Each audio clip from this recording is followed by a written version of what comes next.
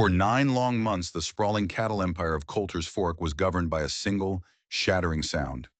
It wasn't the lowing of 1,000 head of cattle, or the crack of a whip, or the rumble of a cattle baron's voice. It was the sound of 6 motherless children screaming their hearts out. They were the heirs to a fortune carved from the unforgiving Colorado soil. 6 tiny souls who had entered the world at the exact moment their mother, Lillian, had departed it. Since that day, a day swallowed by the fever of childbirth, a sound of pure, unquenchable sorrow had become the heartbeat of the great ranch house.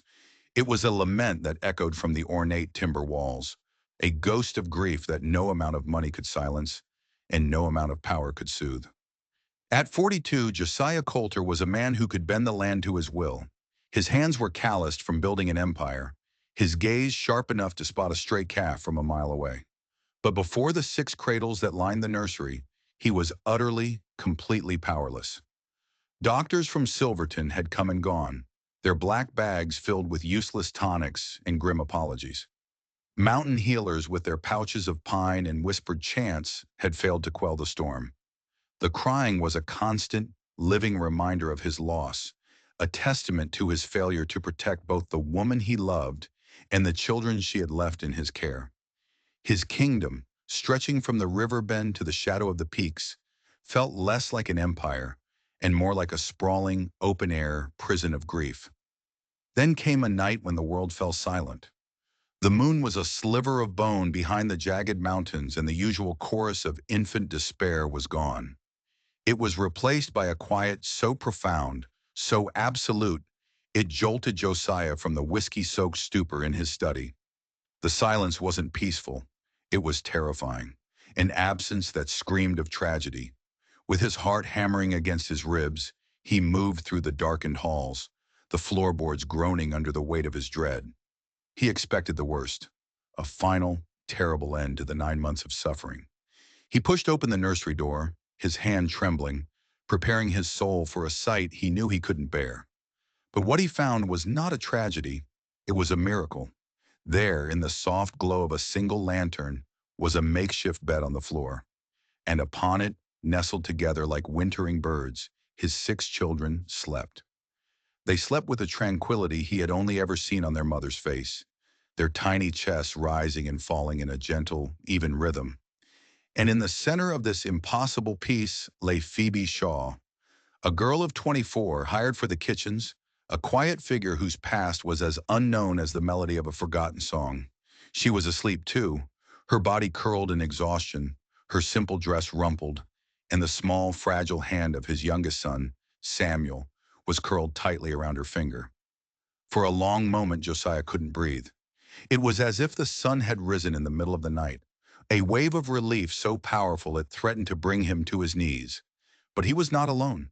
Standing in the shadows beside him was Tabitha Crow, the ranch's long-serving housekeeper, a woman whose face was a mask of stern propriety, and whose heart was a knot of bitterness born from years of unrequited devotion to her master. She did not see a miracle. Her gaze, cold and sharp as winter ice, was fixed not on the peaceful children, but on the sleeping girl. In her eyes, this wasn't an act of kindness. It was an act of transgression. The young kitchen maid had dared to step far beyond her station, and in the chilling silence of the nursery, Tabitha's disapproval was a poison that began to seep into the air, promising that this newfound peace would not last. The miracle had arrived, but a storm of human pride and jealousy was gathering just beyond the door. Guided by the venomous satisfaction in Tabitha Crow's whispers, Josiah Coulter reasserted his authority. He summoned Phoebe from the kitchens, not with gratitude, but with the stern command of a master to a servant. In the great hall before the assembled staff who had all heard tales of the silent night, he delivered his reprimand. His voice was clipped and cold, each word a stone cast to build a wall between them. He spoke of stations, of duties, and of the unforgivable presumption of a hired hand entering the family's private sanctum.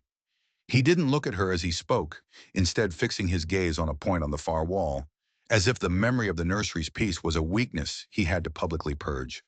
Phoebe stood small and silent, her head bowed, the warmth of the previous night's miracle turning to a cold, creeping shame. She felt the eyes of the other servants on her, a mixture of pity and fear. They understood the lesson being taught.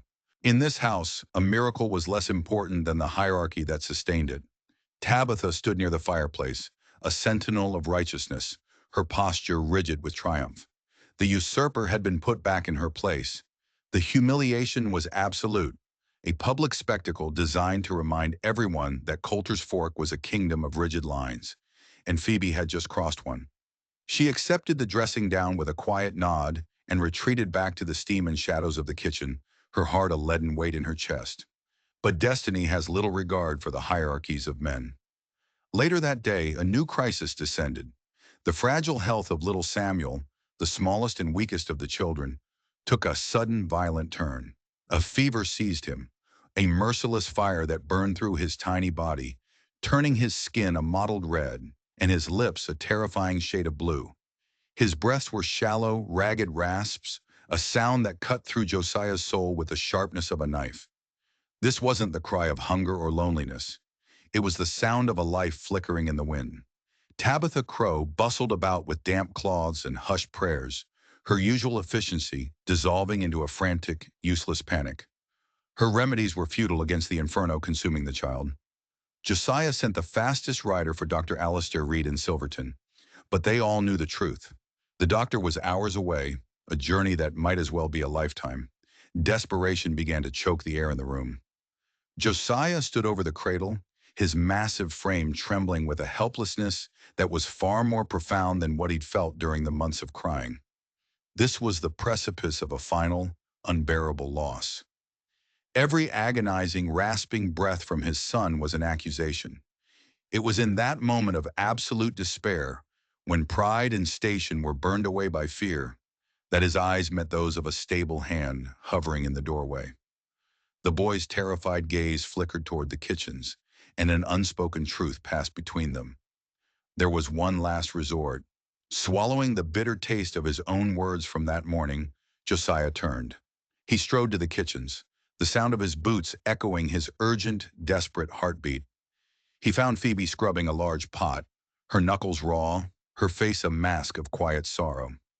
He didn't need to speak. She saw the raw terror in his eyes, and she knew.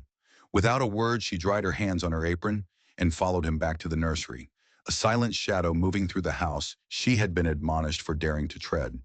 The air in the room was thick with the scent of sickness and fear. Tabitha shot her a look of pure venom, but Phoebe's gaze was only for the child in the cradle. With a serenity that seemed to come from some deep, hidden well within her, she gently lifted Samuel from the sweat-soaked linens. The child was burning to the touch, his body limp. Cradling him to her chest, she began to hum, a low, ancient melody that seemed utterly alien to the harsh angles of the ranch house.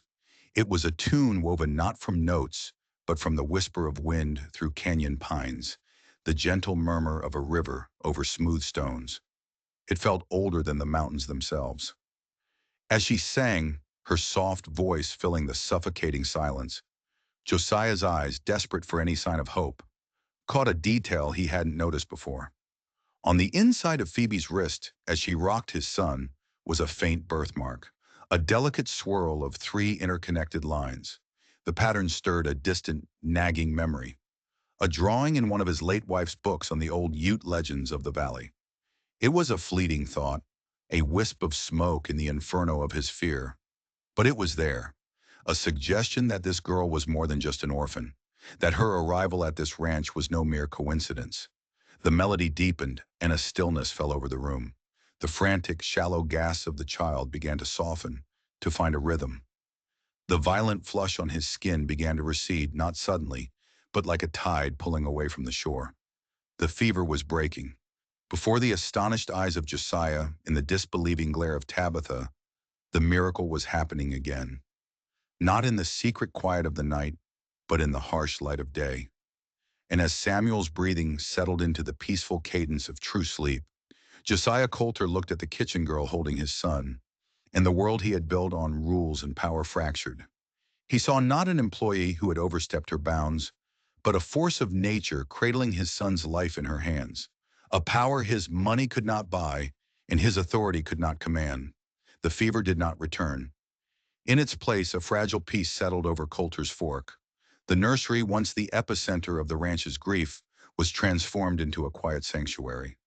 It was now Phoebe Shaw's world, a realm of soft blankets and the quiet rhythm of 6 sleeping infants. Under her care, the children began to thrive. Their cheeks gained color, their rare moments of waking filled not with distress, but with wide-eyed wonder. This transformation, however, did not extend to the rest of the great house. A chill emanated from Tabitha Crow, a palpable, cold front of resentment. The housekeeper saw every coup the children made for Phoebe as a personal slight, every moment of peace a testament to her own inadequacy. She watched from doorways, her eyes missing nothing, her silence a constant, simmering judgment. It was a war waged in whispers and disapproving glances, a relentless campaign to remind Phoebe that she was an outsider. Josiah, too, was a watcher.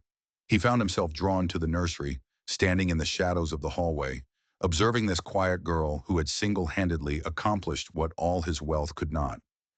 Gratitude warred with a deep, instinctual suspicion. This power she possessed, this inexplicable ability to soothe and to heal, where did it come from? He was a man who understood the world in terms of assets and liabilities. Phoebe Shaw fit into no known category. He needed to believe it was a skill, something that could be learned and controlled, not a form of magic that had simply walked in from the wilderness and taken root in the heart of his home.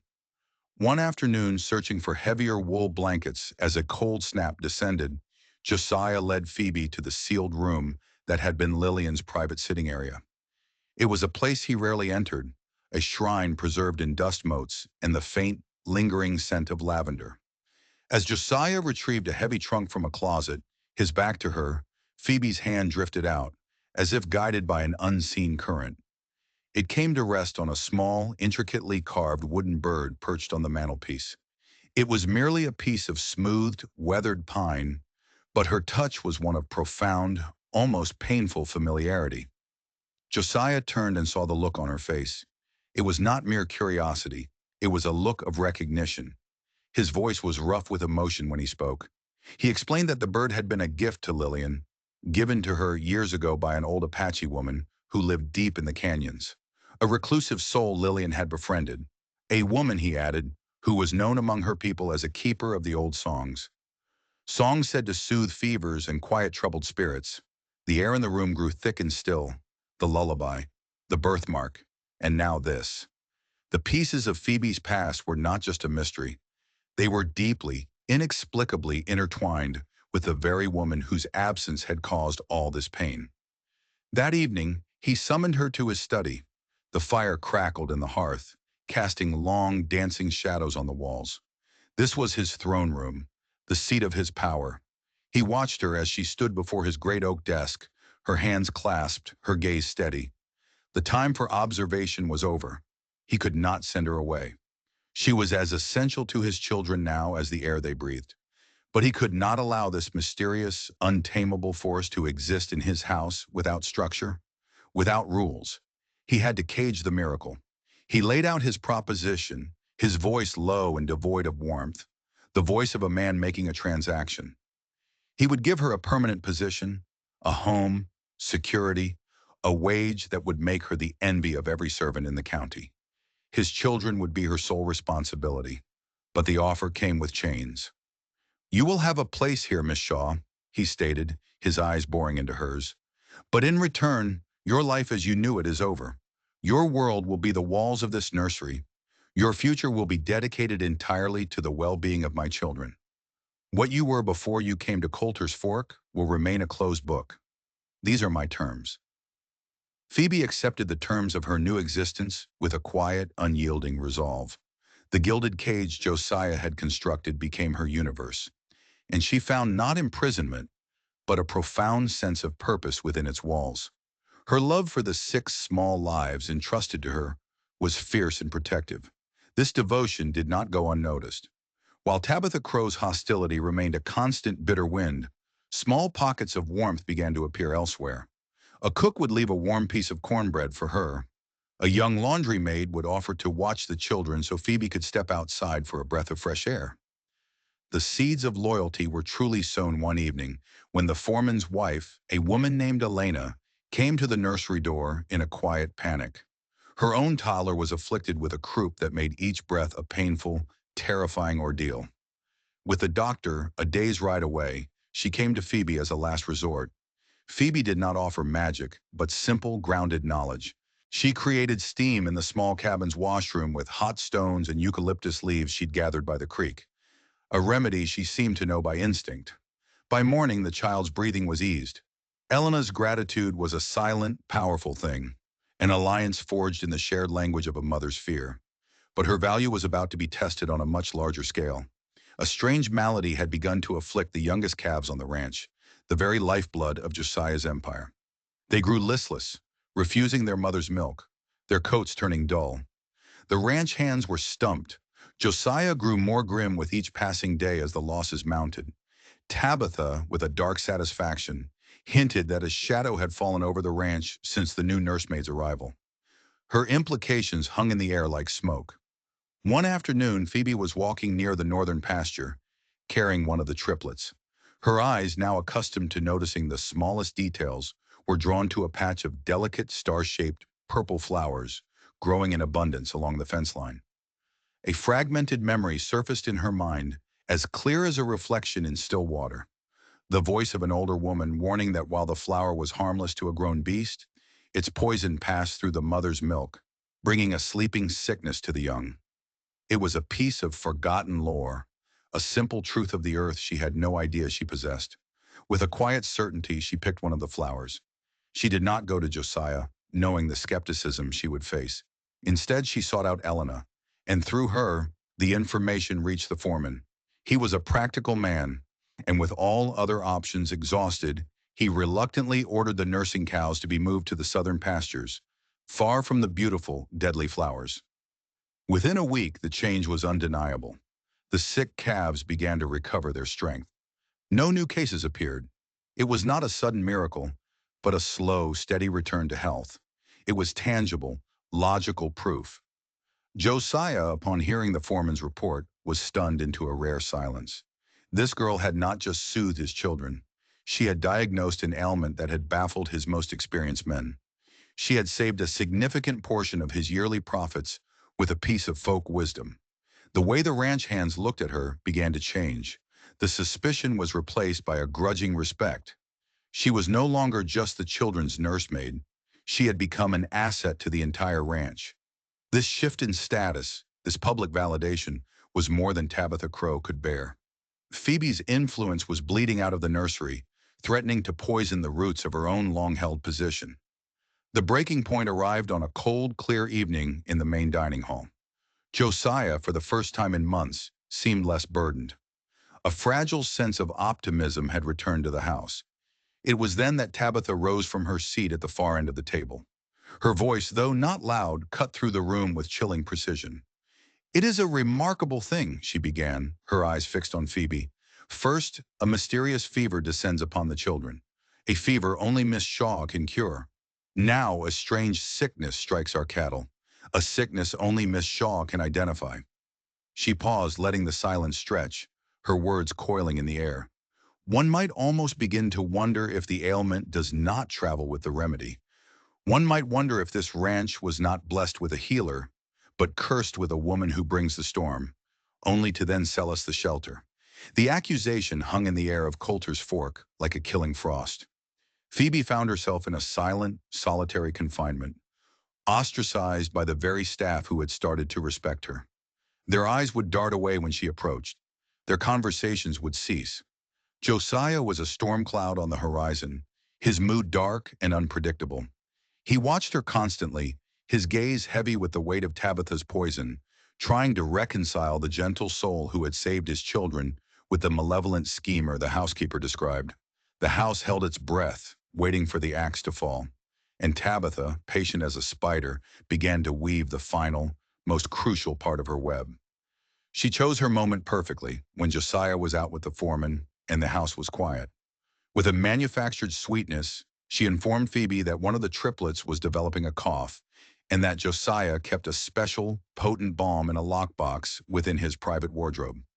It was a blatant lie, but delivered with such convincing concern that Phoebe, whose entire world now revolved around the children's welfare, did not question it. The master bedroom was the most sacred and forbidden place in the house. It had been kept exactly as Lillian had left it, a mausoleum of memory. A profound sense of trespass washed over Phoebe as she stepped inside. Following Tabitha's instructions, she approached the large, imposing wardrobe. As her hand touched the handle, a sudden, sharp gasp came from behind her. Tabitha stood in the doorway, her face a mask of theatrical horror. Phoebe's eyes followed the housekeeper's trembling, pointed finger to the floor beside the dressing table. There, shattered on the dark wood planks, lay a delicate silver and turquoise brooch. Its intricate design was broken, its stones scattered like fallen tears. It was Lillian's. A piece Josiah was known to touch every single night before retiring. A final, silent communion with his lost wife. Before Phoebe could even process the scene, Tabitha let out a cry. A calculated shriek of alarm designed to travel through the entire house. A sound that summoned Josiah, who had just returned, his heavy boots thundering up the stairs. He burst into the room to a scene of irrefutable desecration.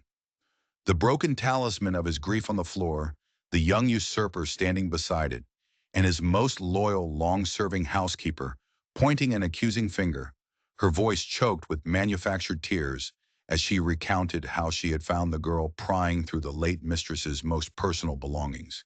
For a moment, the world stopped. Josiah's gaze fell upon the shattered brooch, and a pain so raw, so visceral, contorted his features.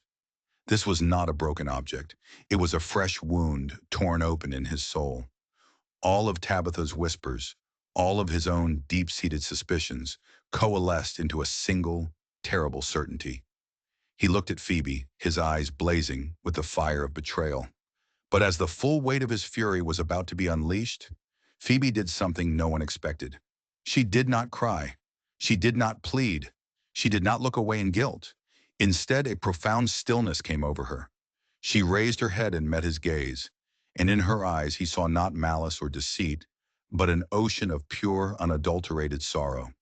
A sorrow not for herself, but for him. She was mourning his loss alongside him. Her quiet dignity was a shield, her genuine empathy a silent truth that stood in stark defiance of the carefully constructed lie. In that instant, as his rage faltered, his sharp eyes caught a detail that was wrong. The heavy silver brooch lay a full 5 feet from the dressing table, an impossible distance for a simple fall. His gaze flickered to Tabitha, and for a fraction of a second, before she could compose it into a mask of grief, he saw it, a flicker of triumphant, venomous glee in her eyes. The veil shattered. It was like seeing the world in color for the first time. He suddenly saw not just this single lie, but the entire bitter tapestry of Tabitha's loyalty for what it was, a possessive, suffocating jealousy. He remembered the subtle barbs she had aimed at Lillian for years, the praise that always carried a hint of poison, the devotion that was in fact a twisted, desperate claim on him. The enemy was not the girl standing before him. The enemy had been living in his house for 20 years. His voice, when it came, was terrifyingly quiet. He turned his gaze slowly from Phoebe to the housekeeper. He did not yell. He simply began to speak, dismantling Tabitha's life's work of deception, piece by poisonous piece. He spoke of his late wife's kindness, a kindness Tabitha had always resented. He spoke of the children's peace, a peace Tabitha could not provide. And he spoke of the brooch and the impossibility of its fall. Each word was a nail in the coffin of her lie. Tabitha crumbled under the weight of his cold, clear-eyed truth, her feigned horror melting away to reveal the raw, ugly bitterness beneath. Her dismissal was swift and absolute, an exile from the kingdom she had tried to poison from within. After she was gone, a profound silence filled the violated room. Josiah stood for a long moment, the emotional wreckage settling around him. Then, with a weariness that seemed to age him a decade, he knelt, his knees cracking, and began to gather the broken pieces of the brooch. He looked at the shattered turquoise in his palm, a mirror of his own shattered judgment.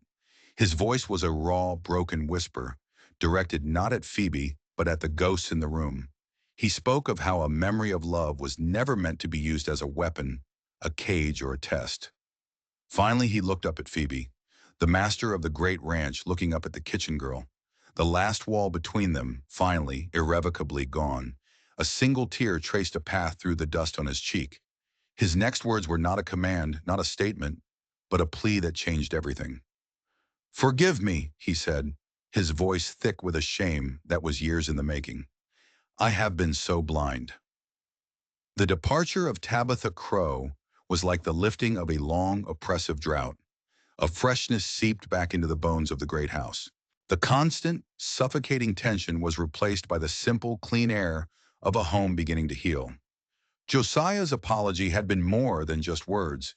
It was the demolition of the wall that had stood between them. The rigid lines of master and servant blurred, dissolving into the shared space of two people navigating an ocean of grief and responsibility. He began to truly see Phoebe, not as a solution to a problem, but as the quiet, steady heart that was pumping life back into his family.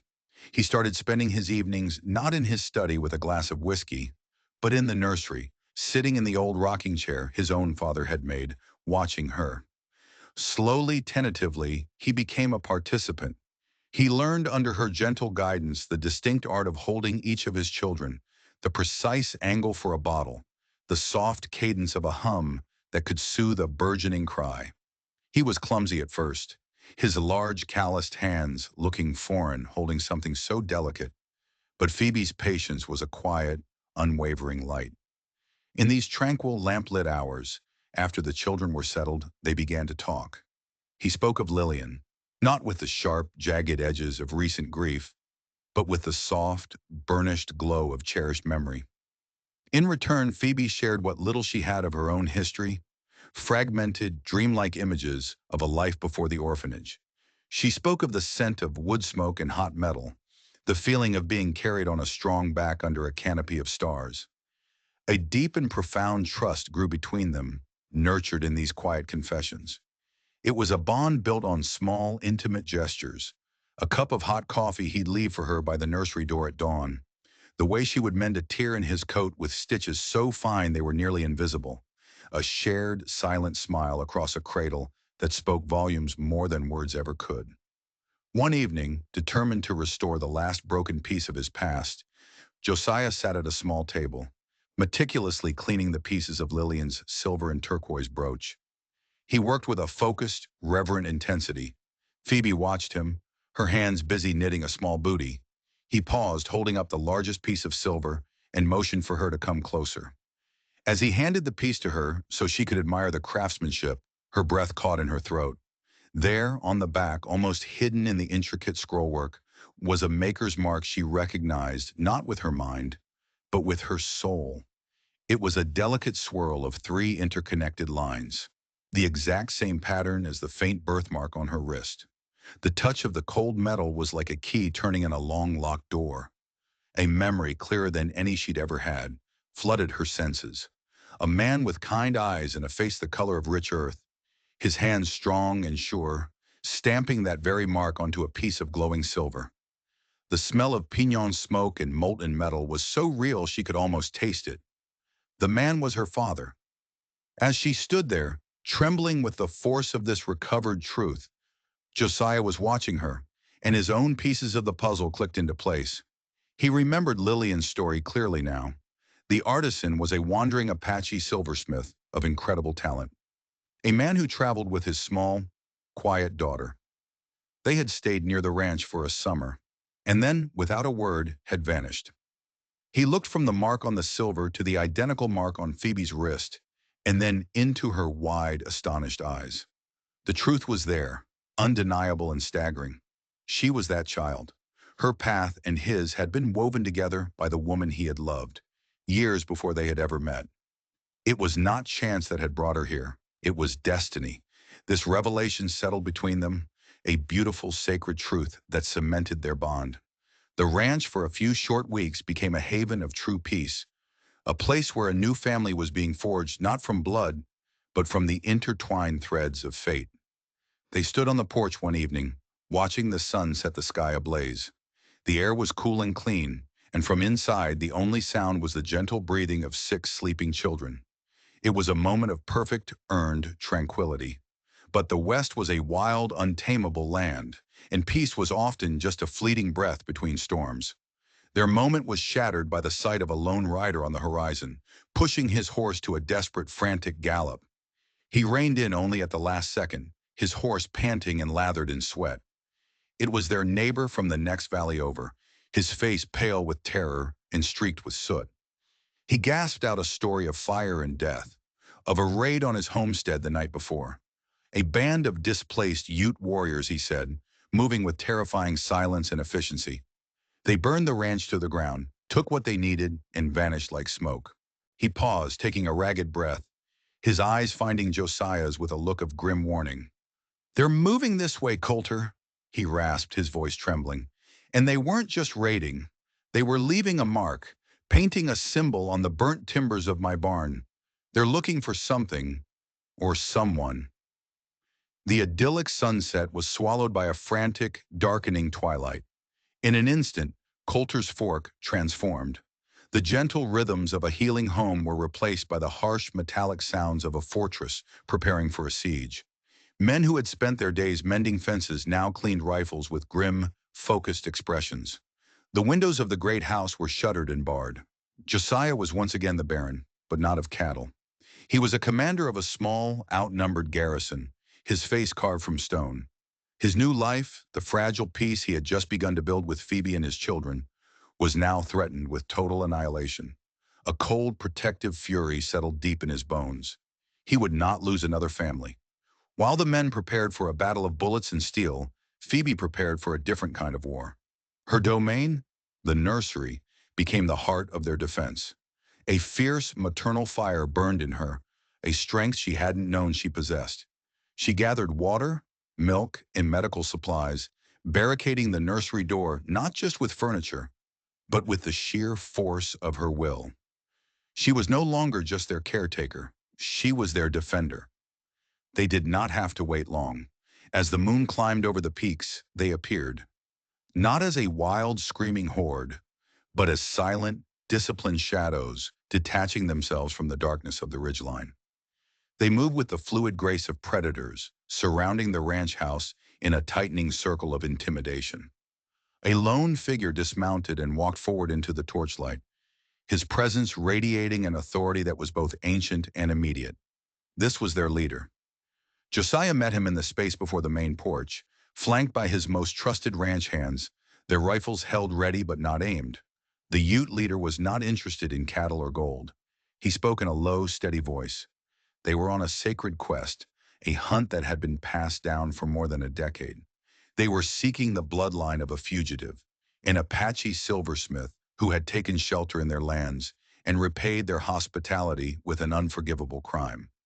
He had stolen a sacred object, a piece of turquoise carved in the shape of a sleeping bear, said to hold the spirits of their ancestors. The man had vanished, but their seers had promised that his bloodline and the curse of his theft remained. The trail had finally led them here. He looked past Josiah, his eyes seeming to pierce the very walls of the house. He spoke of a daughter left behind in an orphanage, a daughter who carried the silversmith's mark not on silver, but on her own skin. Phoebe heard everything from a darkened window, and the world tilted on its axis. Her father, the man from her newfound memory, was being painted as a thief, a desecrator. The lullabies she sang, the marks she bore, the very blood in her veins, it was all linked to a crime she could not comprehend. Her entire identity was suddenly a source of terrible mortal danger. The Ute leader's voice dropped, issuing the final, chilling ultimatum. They would burn the ranch to the ground and spare no one unless the daughter of the thief was given to them to face their justice. A dozen rifles were cocked in unison. Josiah's voice was a low growl, promising a river of blood if they tried to set one foot on his porch. The standoff was absolute, a fragile moment stretched to its breaking point. Phoebe looked out at the faces of the ranch hands, men with families of their own, ready to die to defend her. She looked at Josiah, his entire body a shield, prepared to lose everything to protect her. And she knew with a certainty that was both heartbreaking and liberating that she could not let them. This was her legacy, her crime to answer for. Before anyone could stop her, she turned from the window, unbarred the nursery door, and walked. She moved through the great hall, past the stunned faces of the men at the barricades. She pushed open the main doors and stepped out into the cold night air, into the deadly space between the two armed camps. With every eye on her, Phoebe Shaw, the girl who had brought peace to the children of Coulter's Fork, walked willingly into the heart of the storm, offering her own life in exchange for theirs. A silence as deep and vast as the night sky fell over the valley. Every rifle was aimed, every arrow was nocked, but no one moved. Josiah's order to fire died in his throat, arrested by the sight of Phoebe standing alone in the torchlight, a small, defiant flame against a sea of darkness. She did not tremble. She did not plead. She simply stood there, a bastion of impossible calm. And in her stillness, she commanded the battlefield more completely than any armed man. The Ute leader, Callan, walked toward her. He stopped a few feet away, his shadow falling over her, his eyes searching her face for the guilt of her father. He spoke of the sleeping bear turquoise, of the hole it had left in the spirit of his people, of the generations of dishonor they had endured. His voice was not filled with rage, but with the heavy, grinding weight of a sacred duty. Phoebe listened, her gaze never wavering from his. When he finished, she spoke, her voice clear and steady. She did not deny his pain, but then she offered her own truth. She spoke of the fragmented memory of her father, not as a thief, but as a creator. She described the scent of hot metal and pinon smoke, the reverence with which he worked, the way his hands did not take, but made. She spoke of the maker's mark, her birthmark, as a symbol of creation, not of theft. Her quiet courage was a challenge to the very foundation of his quest. As she spoke, her words buying precious, heart-stopping seconds, a different memory was igniting in Josiah's mind, the sleeping bear turquoise. Lillian had told him that story. The Apache silversmith, her friend, had confided in her. He had not been a thief. He had been a victim. He had been commissioned by a powerful white trader, a man who dealt in native artifacts to create a perfect replica of the Utes' sacred stone. The trader's plan was to swap the replica for the original, frame the silversmith for the theft, and then sell the priceless, authentic relic to a wealthy collector back east. But her father, upon realizing the depth of the deception, had refused. He fled, taking his daughter with him, but not before trying to warn the Ute elders of the trader's treachery. He was never heard from again, and the trader's version of the story, that the Apache had stolen the stone, became the one that survived. Josiah remembered one final detail, a secret the silversmith had told Lillian.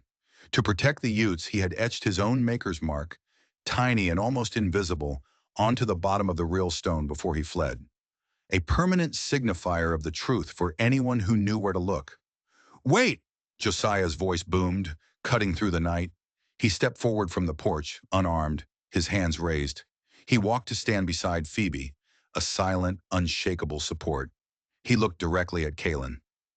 "Your people have been hunting a ghost," he said, his voice ringing with the conviction of truth. "The man you seek was innocent. You have been deceived.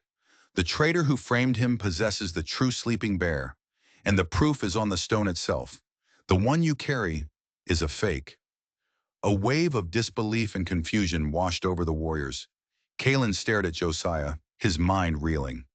It was an impossible story, the word of a white rancher against the sacred history of his tribe. But Josiah's conviction and Phoebe's quiet integrity were a powerful force. With a grim nod, Callan reached into a pouch at his belt and slowly withdrew a leather-wrapped object. He unwrapped it with reverent hands, revealing a beautiful turquoise carving of a sleeping bear. He held it up to the torchlight. "The trader's replica was perfect," Josiah said, his voice low but caring. "Almost. Lillian told me her friend made one small, deliberate mistake. In the real stone, the bear's left paw has 4 claws. On the copy, he carved 5. Callan's gaze dropped to the stone in his hand. He stared. In the flickering light, there was no mistaking it. 5 perfectly carved claws. The lie was broken. The truth, held in secret for over a decade, was finally revealed. The air went out of the confrontation, the lust for battle replaced by a stunned, hollow silence. Their quest was over. Their enemy, a hero. The sacred object they had guarded for a generation, a fake. The tension broke not with a bang, but with a slow, collective exhale.